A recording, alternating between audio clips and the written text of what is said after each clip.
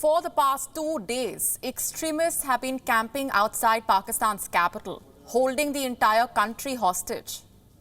These are members of the Tehreek-e-Labbaik, the far-right Islamic political party. We had told you about this last night, how more than 1,000 protesters blocked a major highway into Islamabad.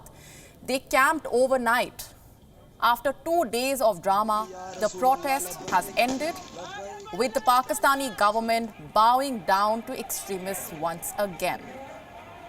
A deal has been signed and the radicals have got what they wanted. A letter is on your screen now. This is the agreement signed between the Tehreek-e-Labbaik and the Pakistani government. Yes, members of the Imran Khan cabinet are signatories to this deal. Pakistan's Interior Minister, Brigadier R. Ijaz Shah, signed this deal. Religious Affairs Minister Noor ul Haq Qadri is the other signatory, alongside the Commissioner of the Islamabad Police and 3 members of the Tehreek-e-Labbaik. Here is what they got for ending the protest. Number 1, the Pakistani government has promised to enact a legislation. This will ultimately lead to the expulsion of the French ambassador. Number 2, the Pakistani government has promised it will not send an ambassador to France. Let me remind you here, these promises are being made to a far-right Islamist political party.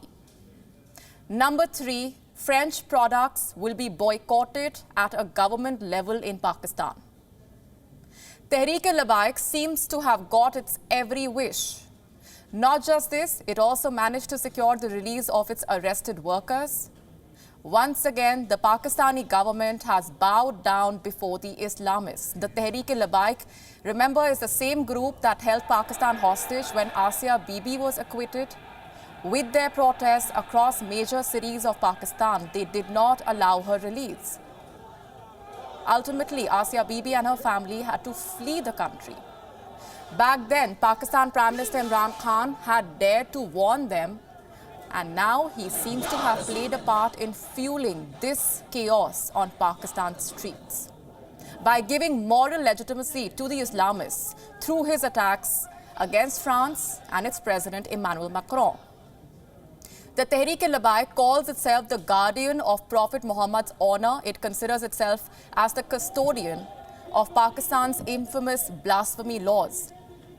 So when France said that it will be defending the Prophet's cartoons, the Tehreek-e-Labbaik was outraged. So even when the Wuhan virus is raging in Pakistan, they took to the streets. The last 2 days have been difficult for those who live in the areas affected by these protests.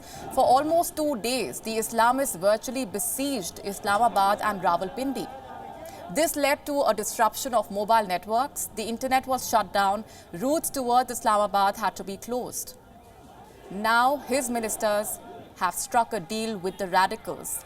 This exposes how Imran Khan shot himself in the foot by criticizing the French leader. There are 2 clear takeaways here. First, Imran Khan's words gave legitimacy to the protest by the Islamists.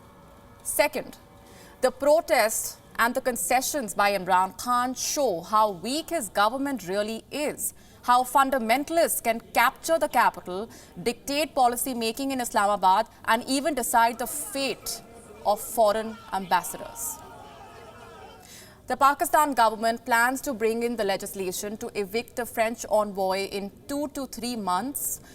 While religion has dictated policy making in Pakistan for many years now, these protests show the power fundamentalists in the country hold when it comes to dictating Pakistan's political agenda.